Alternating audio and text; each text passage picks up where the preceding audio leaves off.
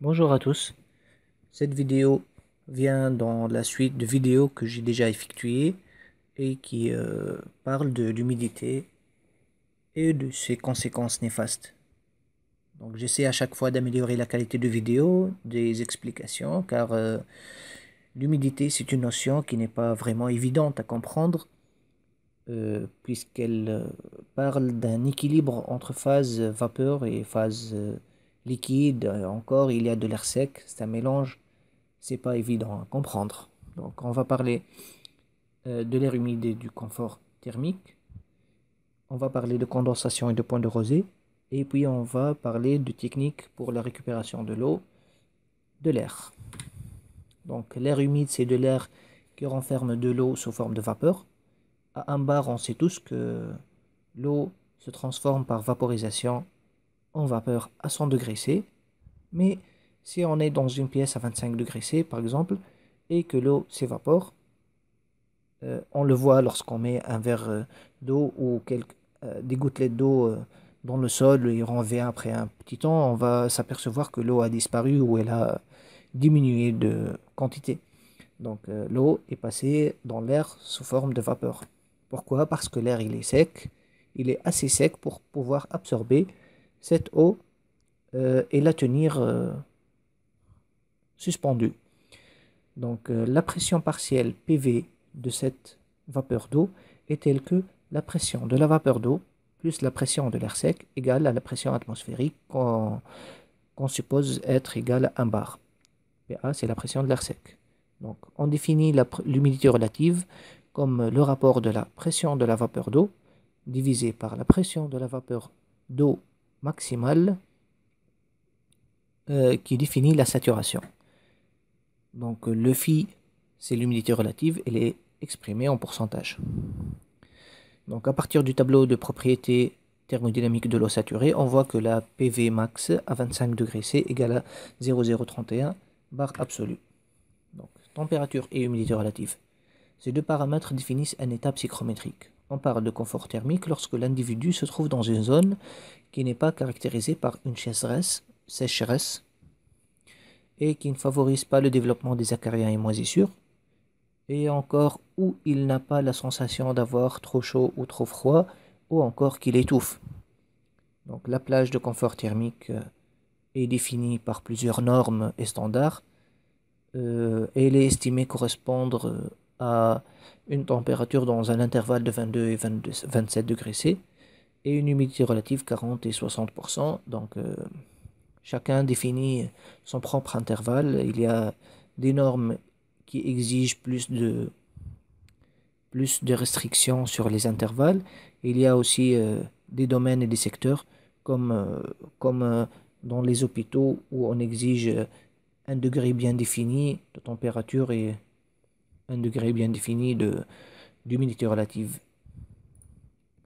Donc on doit être aussi conscient que l'état est dynamique car la température et l'humidité relative varient en fonction des paramètres suivants. S'il y a des sources et des puits de chaleur et d'humidité, car notre métabolisme dégage autour de lui de la chaleur, puisqu'il est à 37 degrés C, et il dégage aussi de l'eau et d'autres excrétions comme la sueur, car il y a transpiration. Il y a aussi dans la pièce des infiltrations d'air, et s'il y a du linge humide, l'eau du linge, elle va passer dans l'air.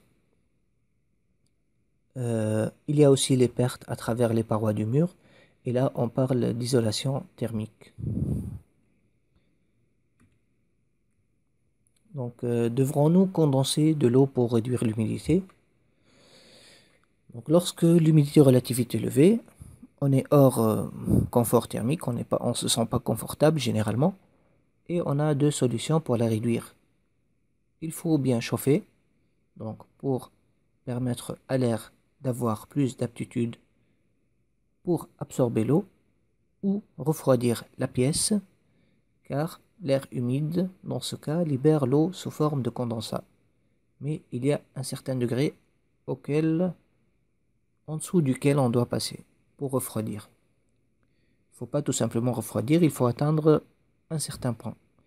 Donc après tout, disons, si on a humidité relative élevée, devons-nous chauffer ou refroidir?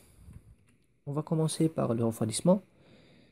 On trouve des appareils analogiques comme montré sur cette photo qui déterminent directement une lecture de la température et de l'humidité relative. Prenons, si on lit par exemple 25 degrés C, 80%, on a la pression de la vapeur d'eau dans l'air égale à 0,025 bar absolu, avec PV max lu sur la table des propriétés thermodynamiques. Donc on définit l'humidité absolue oméga comme étant 0,622 la pression de la vapeur d'eau sur la pression de l'air sec. Donc dans notre cas, le oméga égale à 0,016 kg d'eau par kg d'air sec, c'est-à-dire chaque kg d'air sec de la pièce où on se situe contient 16 g d'eau. Donc le PV, ici j'ai fait une petite erreur, donc le PV, j'ai fait d'autres calculs auparavant, donc j'ai changé un peu. Donc le PV c'est égal à 0,025 bar absolu. Si on veut condenser cette vapeur, on doit la ramener à la température de condensation qui correspond à la pression de vapeur comme pression de saturation. Si on regarde dans le tableau de propriétés thermodynamiques de l'eau saturée, on lit une température de saturation qui est égale à 21,3 degrés Celsius. La température qu'on vient de déterminer s'appelle point de rosée. Donc, si on fait passer la chambre à 21,3 degrés Celsius, on va s'apercevoir qu'il y a des gouttelettes d'eau qui se forment, c'est-à-dire de l'eau qui condense. Donc, lorsque l'eau elle condense, l'humidité relative elle baisse. Donc, on doit, pour condenser davantage, baisser encore la température de rosée. C'est pour ça que l'état est toujours dynamique et qu'il y a des systèmes pour faire la régulation, cette régulation et le calcul du nouveau point de rosée. Donc c'est une technique itérative, donc il ne suffit pas d'aller à 21,3 degrés Celsius pour condenser toute l'eau. Donc pour la première condensation va apparaître à 21,3 degrés Celsius et puis on doit déterminer un autre point de rosée qui est plus bas que 21,3 degrés Celsius pour avoir de nouveau la condensation. Donc, pour diminuer l'humidité relative en chauffant, c'est le deuxième cas. Le deuxième cas, donc si on est toujours à température 25 degrés Celsius et phi à 80%, on se propose de déterminer la température T2 qu'on doit atteindre pour avoir un phi2 égal à 50%. On a choisi 50% parce qu'il est situé dans l'intervalle du confort thermique. Donc, l'humidité absolue, c'est une variable qui détermine la quantité d'eau. Donc, c'est une masse d'eau qui reste invariable si on chauffe, parce que la matière, elle ne va pas disparaître. Elle va rester toujours existante, la même quantité. Donc, entre l'état 1, qui est caractérisé par 25 degrés Celsius et 80%, et l'état 2, qui est caractérisé par la température T2 à chercher et 50% humidité, le oméga reste le même. Donc, en faisant le calcul de la pression de la vapeur dans l'état 2, on va trouver une PV2 égale 0,025 bar absolu. Donc, avec la formule PV2 égale à phi2 fois PV2 max, on va trouver PV2 max égale à 0,05 bar absolu, ce qui correspond à une température de 33 degrés Celsius. Donc, si on était à un état initial de 25 degrés Celsius et une humidité relative 80%, et qu'on veut aller à 50% comme humidité relative, on doit chauffer jusqu'à 33 degrés Celsius. Donc, juste une remarque pour les propriétés thermodynamiques de l'eau à l'état de saturation, de surchauffe et de tous les états. On peut éviter d'aller chercher dans les abacs et les tableaux et faire les interpolations et extrapolations et tout ça. On peut aller directement sur ce site que je vous recommande, il est très pratique. Donc notez-le et allez-y. Ça facilite beaucoup les calculs. Il donne directement, il y a un formulaire à remplir. On met la pression, il nous donne directement la température. Donc, on voit que dans ces deux cas précédents, c'est-à-dire refroidir ou chauffer, nous situe en dehors de la zone de confort thermique. Donc, comme conclusion, on doit combiner chauffage et refroidissement pour atteindre le confort thermique et se débarrasser de l'humidité. Donc, les centrales de traitement d'air sont conçues justement à cet effet. Elles assurent entre autres un des principes fondamentaux du traitement d'air, dont on n'a pas encore parlé, à savoir la ventilation, c'est-à-dire le renouvellement de l'air. C'est après un petit schéma où il nous montre comment l'air est extrait, l'air extrait il est neuf, comment l'air neuf est extrait, il passe par un filtre, puis par une batterie de préchauffage, puis il passe au refroidissement pour déshumidifier, puis il passe par un humidificateur s'il y a défaut d'humidité, c'est-à-dire que si l'air est trop sec, puis il y a une batterie de post-chauffage, une gaine de pulsion, et puis les registres, le régulateur et le moteur, etc. Donc on voit bien ici l'air qui va sortir. On prend un pourcentage, donc les experts recommandent d'avoir 30% de récupération, donc ne pas le jeter ici, donc pour se mélanger avec l'air neuf et passe ensemble pour être traité de nouveau. Donc ici on récupère quelques calories. Ok, on passe finalement aux techniques d'extraction de l'eau de l'air. Comment extraire l'eau de l'air? Donc il y a une technique passive qui est les dessicants, le gel de silice ou silicagel.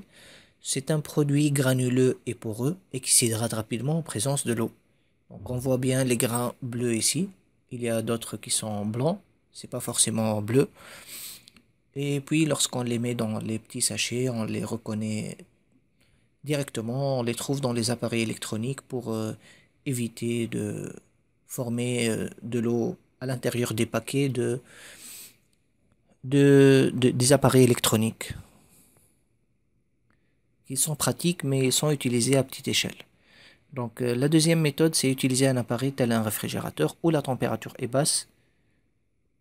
C'est-à-dire on ne va pas refroidir toute la pièce, on va refroidir uniquement une partie limitée comme le réfrigérateur, c'est-à-dire et aller en dessous du point de rosée de l'air. Donc pour créer ce froid, on a deux techniques courantes.